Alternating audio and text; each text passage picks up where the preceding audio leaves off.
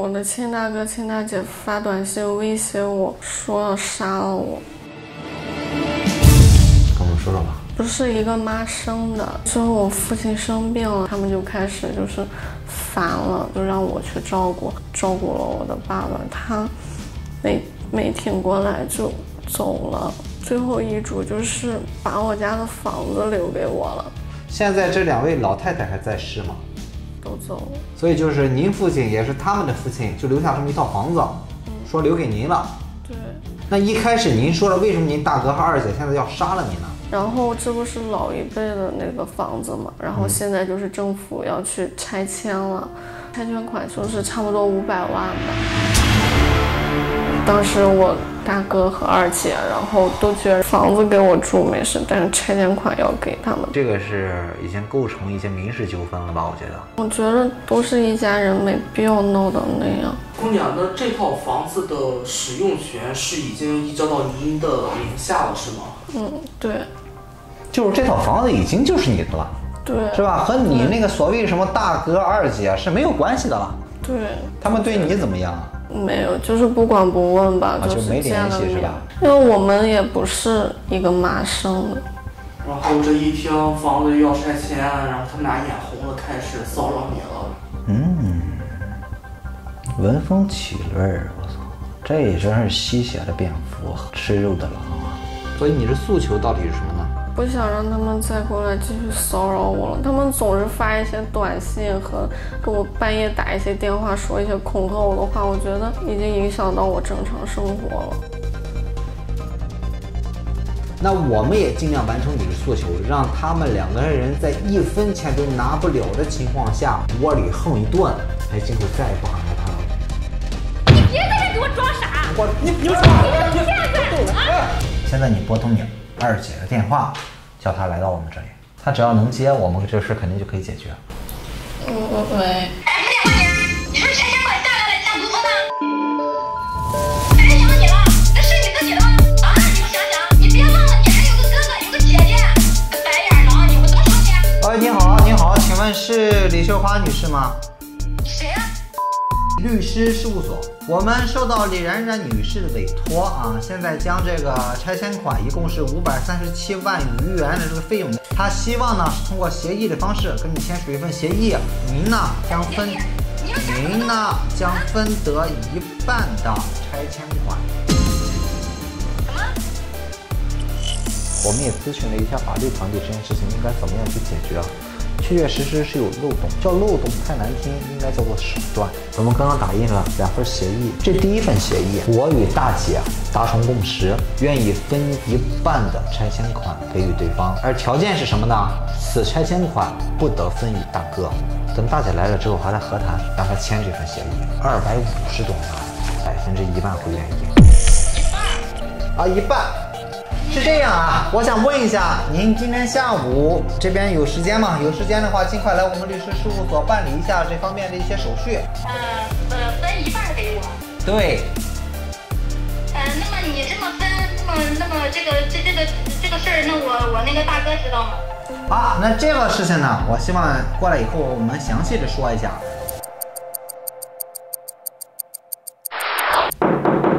万律师，找你的是吧？你好，李秀华女士是吗？对，小妹。首先，我对这个父亲离世这件事情表示非常的难过哈，但是这个有些事情子女之间还是得处理的，就是关于这个房子这个事情，是吧？因为我这不结了婚，2孩子嘛，我平时我都忙我自己家里那一摊，都没时间，然后但是我已经尽我所能，我在我这个能力范围之内，我已经做到那个，就我能就是抽时间我就回去看看老人。抽时间哈。那没办法，你说已经结婚生孩子了是吧？那自己这个家也不能不顾，真的。那每次我去看老人，我都买一堆吃的，那衣服都老贵了。我自己我都省吃俭用的不舍得，但是我在老人这身上，我真的我一点都不心疼钱。能干是吧？李冉冉女士委托我们同力律师事务所拟定了这样一份协议书。首先，甲乙双方，甲方呢就是李冉冉女士，乙方呢就是您李秀华女士。两人平摊拆迁费537万元。第二条协议，这条比较重要，也就是你的那个大哥。据李然然女士所说呀，在老父亲最后的这个阶段，大哥这个人是确确实实没有尽到自己的义务。他都没管过，我跟你说，那家里那些事都是我在操持着，那没办法，那我们就是，其实我们对钱对这些东西哈看得很淡，真的就不跟他计较。但是吧，就是你说就最后这就是他没有说尽到自己的那个义务啊，没照顾老人这一点上，我就觉得这个就是彻底死心了。就这个人他就打小他就好吃懒做的，就是个无赖。行，那您对第二条也没有异议，对不对？好那就是第三条，维护甲方的合法权益以及保护妹妹不再受大哥遭到这些骚扰。因为姑娘最大的希望什么呢？一家人和和气气的啊，别因为一个房子的事情，你大哥二姐成天这个电话轰炸呀，然后这些骚扰电话呀、人身威胁呀，甚至污蔑呀，这些恐吓。这个东西希望不会再出现，不会的，是吧？这个我肯定是，那我俩是现在是吧？好姐妹啊，好姐妹能看出来，肯定是像我妹妹的。王秘书啊，哎，来把那个印泥和笔给我拿过来。稍等啊。您看一下有没有问题？我这妹妹啊，我真的，你能这么对姐姐，我真的可欣慰了。真是没白疼你，妹妹。这大哥肯定没他啥事儿。7月20日。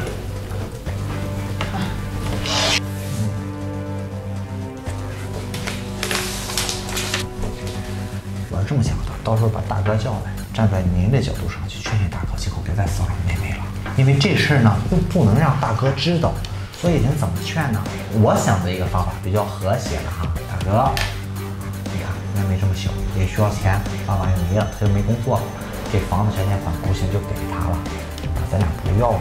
您跟大哥是同一个母亲，你们俩连着心，是吧？你劝劝他不要了，你说我也不要了，你也别要了。但是事后咱有这份协议在手上，到时候这钱你一分也少不了。其实从法律意义上来说哈，还真是分不到您跟大哥手里面。法律意义。但是现在这种急啊，你手里面有这个了，于情于法，这多得有你啊！而且你说你要把大哥这事处理不好的话，你怎么分3份啊？一份就是100多万，小200万，你再分3份出去，又少拿个5、60万、7、80万，都不值。送那个李姐先回去啊！谢谢你们啊，妹妹，再联系啊，我先回去了。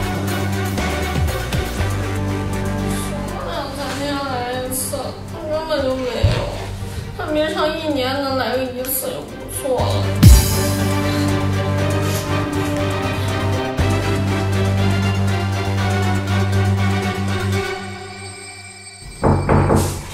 进。哎呀，李姐，坐那儿，坐。好嘞。等李哥啊，李哥一会儿过来。睡觉都睡得好，是不是？这心里终于踏实了啊，踏实了，安心了啊。进。我这个去找你了。呀，李哥，坐。你们商议啊，好吗？都坐在这儿啊。就是啊，这不，今天我们兄弟3个人坐在一块儿，把这个事儿说。对。哥，我是这么想的。对老人最后对老人这块儿哈，我其实是心里是挺感激妹妹的。这样我就想吧，那我们就支持老人的决定，是吧？这个我就不参与了。这房子相关的这什么款啊什么的，就小妹自己你来处理了。你想怎么分，你想怎么处理，都看你，就给小妹吧。对，我也是这么想。这份合同也一样，让他们岔开时间再约大哥过来，房子再分大哥一半。李先生，我们受李然然女士委托，拆迁款537万元跟您是平分。小妹，你这决定很好啊。但是这个二姐好像确实是没太起到自己的义务或者职责吧。我们理上说啊，这钱一旦再插进去，就得多分一份，你就得少分很多。我理解，我还是希望多分一点。后天的时候，让你们一家人，你们3个人都来我办公室，不要这个拆迁款息。哎呀，二妹，我都不要了，你那个拆迁款你也别要了。事后我们拿这个协议书出来，该分多少分多少。咱小妹在家里属她最小，咱们也尊重咱爸的决定。咱们当哥哥当姐姐的，不跟咱妹妹争。大哥有大哥一样，二姐有二姐一样。这哥，你也是这么想的？对，我是这么想的。其实，身为李然然的一个朋友的角度上来说，多年的一个恩怨终于化解了。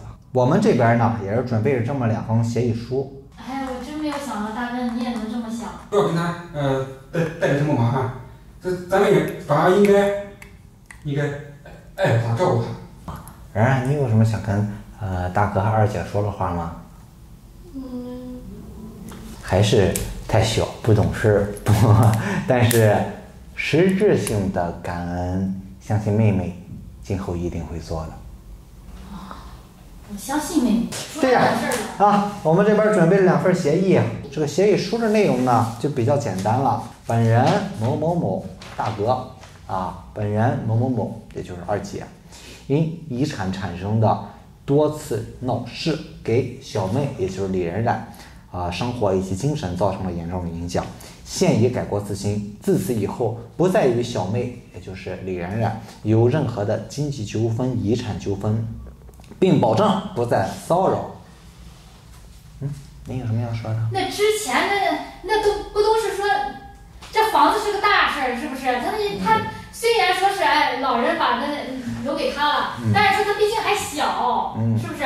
你不是那我们都是这亲兄妹呀。我也是这么当跟人家说的。反正我现在不想跟他争了，我觉得咱们都不要跟他争。这也是作为我们一家3个人重归于好的见证。就是因为我们一家3个人重归于好，未来才有可能有很多很好的事情发生。对，还是那个感情。这里还有一份然然已经签好了的协议，我稍后给你们啊，你们直接签就可以。那咱们就签了，你赶快签了。我还没看完，我先看一下。甲方就是大哥啊，乙方二姐。二姐，您看仔细点，挺好的。我们一家3口人的一个和好的一个见证啊。如果连这个东西都没有的话，你说我们今后怎么样去创造更多的价值啊？你说的有道理。快签吧，犹豫什么？行，你看我都签了。在这儿签个名字就行了。就在这儿签个名字就可以了。好嘞，拜拜。拜。再见。但是合约有个非常重要的前提，不损害第三方利益。而这2份协议书都损害了第三方的利益，所以这2份协议书理论上来说是没有任何法律效益的一张白纸。不同于前2份的是第3份协议，这份协议是有法律效益的。这个东西他们在你的城市，你要他们命。知识改变命运，就是我送给他们2人名人名言。没知识，他也在这里跟我呜呜喳喳的，卖身契都签了。这招不光叫做知识改变命运，这招在三国时期还有一个非常著名的定义：离间计，借助敌人之手完成我们的计划。姑娘在这一句话没说。谁的？二姐啊，菊花，来，把功放打开，来，把功放打开。妹妹，我问问你那个，咱那个协议不都签了吗？对，您好，李姐，我是那个李然然的助理律师，万律师。律师你好。哎，你好。我给你打电话，我问问那个拆迁款的事呢。什么拆迁款啊？就是那个房子拆迁款，问你什么时候能下来？咱不是签了协议了吗？什么协议呀？就咱不是签了2个协议方，一个真的，一个假的。什么真的假的呀？我听不懂。就是这协议书啊，如果侵害了第三方的权益，那么这个协议书会被判作无效。但是呢，你们签署的第一份协议书呢，就明显的损害了大哥的权益。那据我所知呢，就是这份协议书无效，而我们签署的第二份协议书太有效了，立马就能去告你们。姐，你现在还有什么要说的吗？我数3下啊，3、2。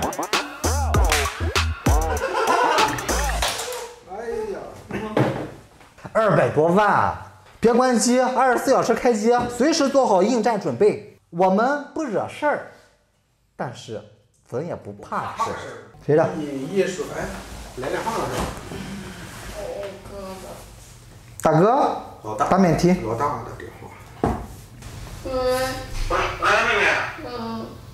我刚才听你姐给我打电话，说她给你打电话说那个什么事情，我没弄明白是怎么回事。啊，没打明白是吧？那个谁，李先生，你好哈，我是万律师哈，你还记得我吗？我记得你，我听你现在说话怎么阴阳怪气的？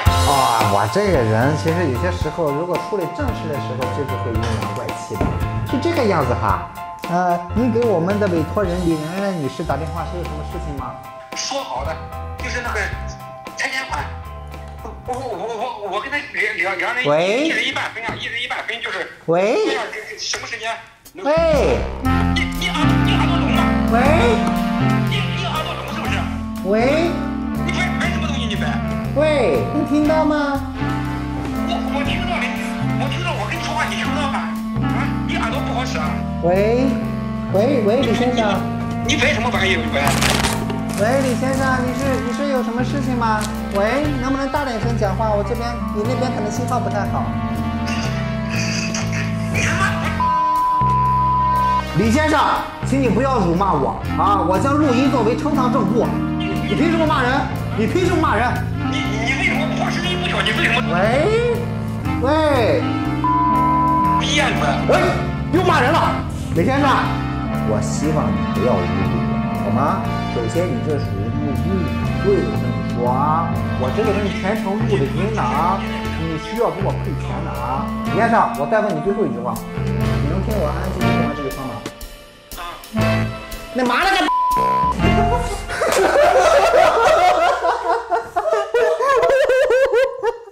那叫一个漂亮！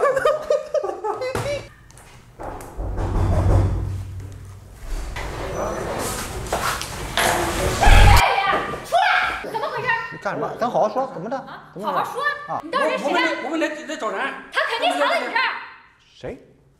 你别在这给我装傻！你也不知道，你现在什么都不知道了，你不是合起伙来骗我？你别在这给我装傻！不是，后面我们两个人，你做过的事你要承认。我们也只不过你们说，你个骗子啊！你别动手，不承认啊！来，都别动手，来我就你让我放过你！来，给我别动手啊！是不是你们两个互相刚要签的？他急着签着，他非我没让钱你也在场。你干我什么事？我是干嘛的呀？我是局外人，干我什么事啊？这不都是你们设计的吗？我们怎么都怪你？这不不是你先说，不是你先说的。我说，你不要。我说，那我后来我觉得那个协议是有问题的，那我这不在那看了，你催我签，都怪你。那为什么都怪我？来，别吵，来，别拉开，别吵，你们俩别在我家里面吵。我这个居民楼，现在这么大晚上，你们在这个地方喊是扰民，这个东西啊，算什么呢？不算刑事罪，你们撑死。你不要在这给我讲那些啊！是你们进去拘留2天，问题不大。你还恐吓了你们会？但是有一个问题是什么呢？这个是居民楼，你们现在没经过我们同意闯进来，这叫做私闯民宅，是刑事罪。别吓唬人，在这儿。我们小北人进来了，没允许你进来啊！3年。他们说我们在上头在找婚丧事，为什么我们没去找个真的是律师去开这个事？因为那是办公楼。我们现在办公这个是什么？区别吗？擅闯民宅，3年，当法盲不可。知道吗？告诉你法了还敢犯，这才可怕！违反主人浴室，你敢闯进我家门来给我大哭大闹的，我现在就报警抓你！我就是给你讲理来了，怎么着？我们没有打啊！这之前怎么办啊？这不都还有一个事儿啊！你这现在不承认还有一个事儿，别碰我啊！啊！你们签的第2份协议是有效的，精神损失费你们刚才找你们妹妹啊，该赔赔。我现在给你打电话，他都不接。多少万到多少万50万到100万之间不等啊！送客。